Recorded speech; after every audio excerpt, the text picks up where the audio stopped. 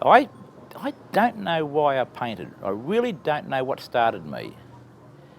I knew that when I was at university that it was interesting and I enjoyed learning about interest rates and money supply. There's nothing wrong with that. I enjoy gardening also. But I found that neither of those occupations or interests challenged me enough to want to occupy all my time. And I felt there was a void there, and the void was that I needed to do something with my hands. My brain was saying something else other than reading books. My brain was saying, you've got to do something more than simply use your eyes. You've got to use your hands as well. So I started sculpturing. Then I went to painting. But what it was simply, there was something rattling around inside my head saying, do something more than where you are now. And that happened when I was about 23, 24. And it was weird because people said, well, there's something wrong with you, Hagan. You know, you've got a good education, you've got a good career in front of you, you've got all these prospects, and yet you want to dump the whole lot and go down this insane road. And in retrospect, from their perspective, it was insane. My parents, my friends, my relatives all said, you're stupid to do this, right? You're a good young man, you've got a brain, you've got a good education, be like everyone else. Follow the true and noble course. Work for a living, move this paper from here to here, right? And then have your annual holidays. Well, I've got to say that that whole career profile just didn't appeal.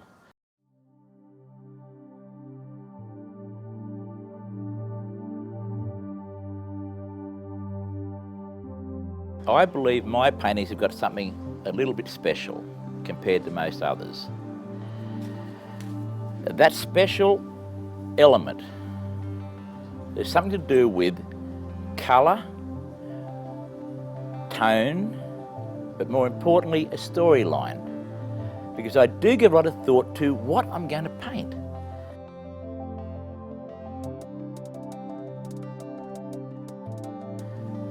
I want to paint something that's uplifting and celebratory about life. So I'll look for things that do that. Oh, you've got to be joking. The Asian elephant, have a go at the size of it. And you know those little eyes, they can see right around themselves like that. Have a go at the trunk. What a nose, I wish I had a nose like that. That's the most complex mass of tissue of any animal, including me, in the world. Oh, folks, say hello to the Asian elephant. What a beast to paint. When I finally weave together the storyline, I want that storyline to connect with people in a positive way. I believe that most people buy my paintings because I'm painting things that they understand, that they relate to in a general, ordinary way. I've been painting for about 35 years and I've done a lot of paintings in that time of all different subjects, and I don't get bored. In fact, I'm constantly looking for a new angle on an old subject or a new subject from an old angle. Either way, I mean, nothing's really new. The wheel's been invented, so I'm not going to reinvent the wheel, but there's different ways of looking at that wheel. And that wheel can have different colours, it can go different speeds, it can have different number of spokes in it, it can have different outside perimeters and so forth. So the wheel of painting will never be static. Whatever I do will be built upon by others. I'm building on what people have done before me. Where's Mr. Adams? He sat by his camera for days trying to capture that unique effect that somehow embraced the very soul of Yosemite. He never gave up though. He kept attacking it again and again until he was satisfied he had met the challenge. The Ansel Adams Gallery is a testament to this man's passion and dedication to his art. People say to me that, well, Bob, you paint for the dollar. Well, put it this way, I've survived on painting, so somehow or other, dollars come my way. And they come my way not because I go seeking the dollars, but because I'm painting things that people seem to enjoy. When I meet someone who's bought one of my paintings, the first thing I do is say, thank you very much for supporting me. Because at the end of the day, I mean, if you went to a bank manager, and I've been to bank managers, and they say, so what do you want? I say, well, could I have a loan, please, sir? And they say, well, what's your occupation? I'll say, well, I'm an artist.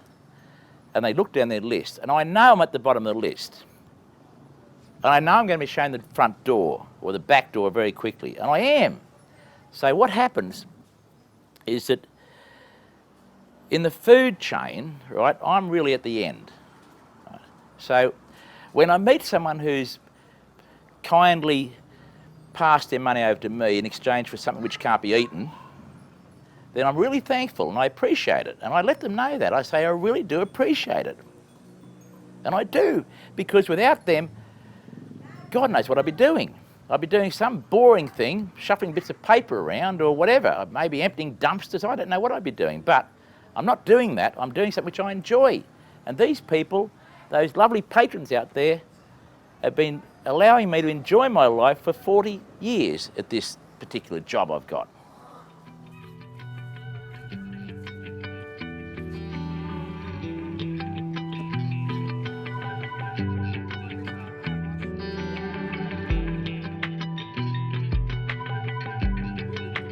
Head, tail. If you only cut it once, it'll grow again.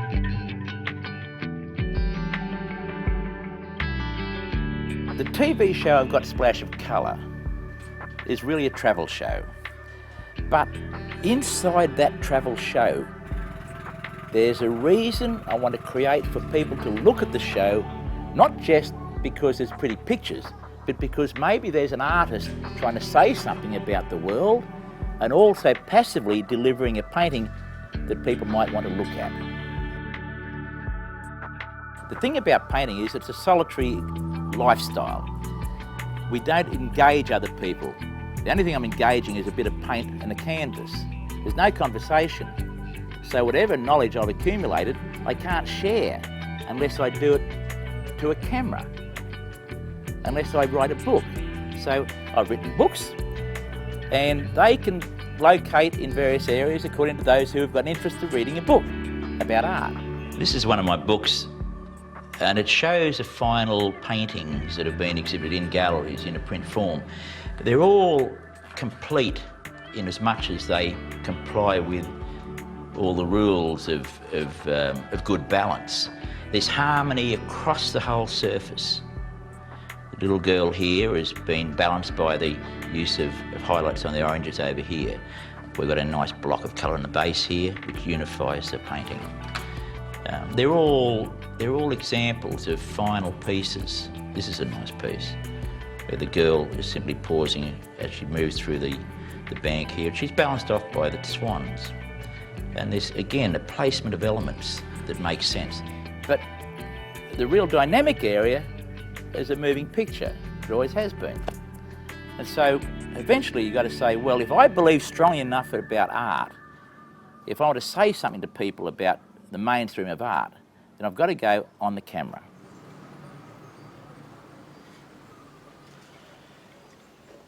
Okay, all those little marks mean something. One more thing I want to do here, there's two more things. I want to put a clump of fir on this tree here, just to show that it's not dead. So here we go, blue, yellow, and using that brush, because it's got those hairs which are hanging out there, and if I roll it like that, it'll have the effect of hanging firs. Over again, one more time, this time a little bit darker, because some of them are in shadow. It's on the other side where it's in shadow. See how I roll that brush? I roll it. I load it with the paint. I look at it, And how I clumped on that brush is how I'm going to engineer its departure onto the canvas. So I'm flicking it around and I'm rolling it again. And see, it has the effect that I want. And that's what's great about that brush. I get excited by seeing people enjoy a painting. And I get excited by the experience of me doing a good painting. And it happens about 4 or 5 times a year. On those occasions, somehow or other, something happens where you actually jump maybe 4 to 5 years in front of where you technically are. And you're painting something that you haven't got to yet. And those paintings become exceptional and they become important because they drag you forward. I'm not trying to make a great political statement. I don't want to do that. That's for others to do. I don't want to cut up horses and cows and have blood on the floor and say, I'm great because of that, because I've done something different. You don't need to do something different to be good. You just need to do something that's fairly ordinary better.